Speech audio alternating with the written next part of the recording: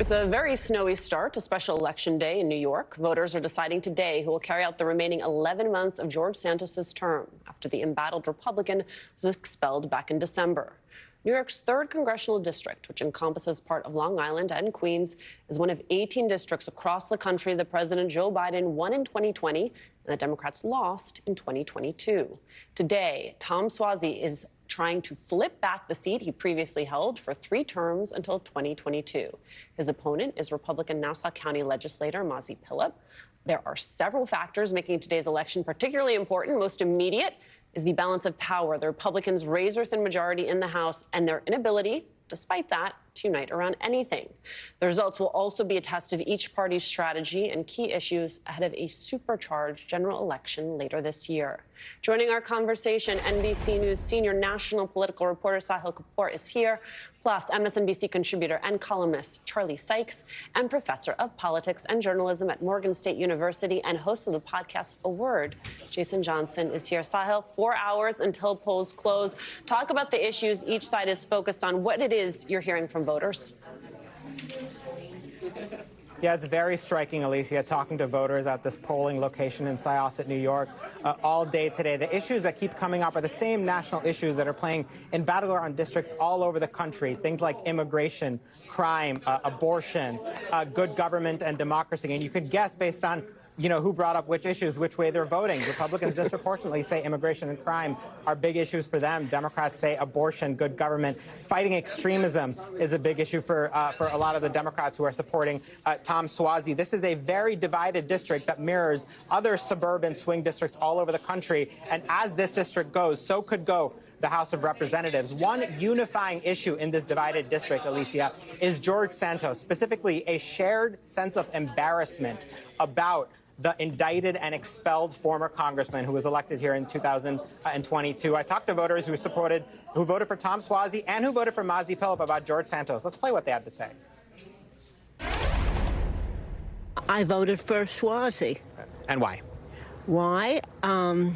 Because I believe in his philosophy, and I really don't want to get too political here, but he's a good candidate, and I believe in what he says, and so I went with him. And, of course, I hated DeSantos, and so here I am in this weather. And what do you think of George Santos?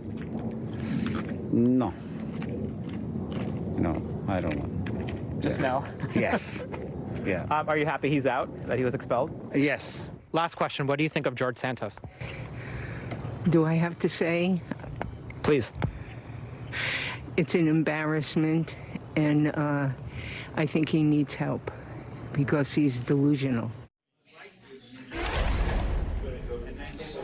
Now, you could see the snowstorm there. That is one unpredictable factor in this race, Alicia. It's created fears within both parties about lower turnout than they would have otherwise wanted. There's anxiety within both parties, but I would say a little bit more anxiety on the Republican side because their voters are overwhelmingly election day voters. Democrats tend to be disproportionately more early voters, so they've banked more of the vote. That doesn't mean I'm making any predictions here. It all depends, whether one side has more of an election day depressed turnout than the other. It's still all to play for. Voters can vote until 9 p.m.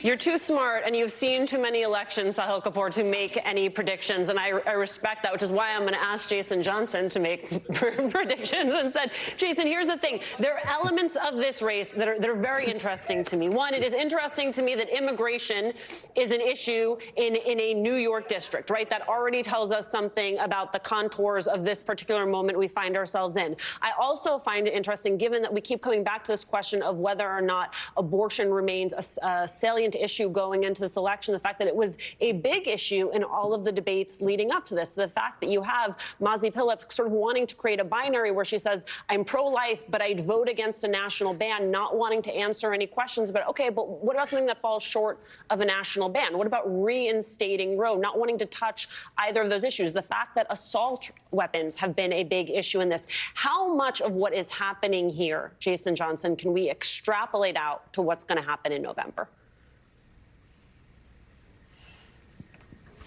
Alicia, I was surprised. I watched the debate between Suozzi and Phillips, and I was surprised by how much it is a national debate, right? I didn't hear a lot about local issues. Even in terms of immigration, didn't hear as much about sanctuary cities or what happens to people who are brought into the city one way or another.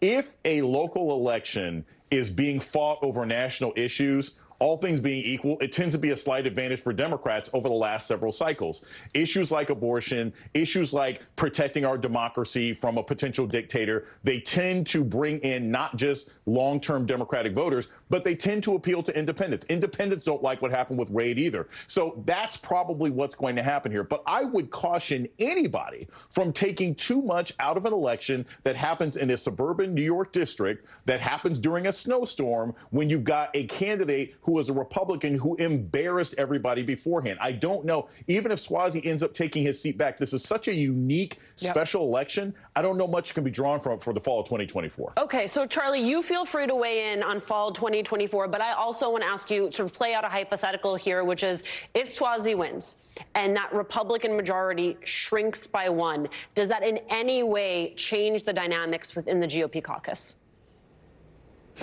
Well, it makes it that much harder for Speaker Johnson, doesn't it? I mean, we're looking at 219 Republican votes, 212 Democratic votes, 4 vacancies. If the Democrats win that seat, that means that Johnson can only lose 3 votes, on anything that he brings up. So his speakership, continues as it began, hanging by an absolute thread. He's one of the weakest speakers that we have ever seen in that chair. And it goes to something that Dan Golden was telling you a little while ago, that he will continue to be held hostage by the extreme wing of the of his own party, the extremists from the far reaches of the fever swamps. So this does change the dynamic, because in fact it does mean that there is potentially a bipartisan majority that we'll see very shortly, whether it's willing to stand up to this speaker. We have a discharge petition, for example, on the Ukraine aid, and whether that might actually lead to the ouster of Speaker Johnson, which would be even more chaos for a chaotic House Republican majority. Sahil Kapoor, I have to say, I love seeing you at a polling place. I love polling places in general, but it's a little disorienting because I'm so accustomed to seeing you on Capitol Hill, so I feel that you are outside of your natural habitat. And yet there is a direct line from your day-to-day beat and what it is you are covering right now. And that is the ways that this race is going to have an impact on what happens on Capitol Hill. I wonder, when you are in the hallways, when you are talking to members of the GOP, if there's concern around this race, if there's an awareness of the ways in which this could potentially change the dynamic within their caucus. Yes, there absolutely is concern around this race, Alicia. Right now, Republicans have a paper-thin margin in the House of 219 votes to the Democrats' 212 votes, and they've been struggling to govern with that. Now, if they lose this, I don't know what's thinner than paper, but I know that Speaker Mike Johnson would not want to find out. And he's been struggling to get legislation passed. Sometimes he can't even get a so-called rule passed to bring legislation to the floor because he has different factions of rebels. All it takes is 3, maybe 4, depending on absences, Republicans to show up and say, I'm not going to support something, and it collapses. That's one element of this. The other is on Nassau County.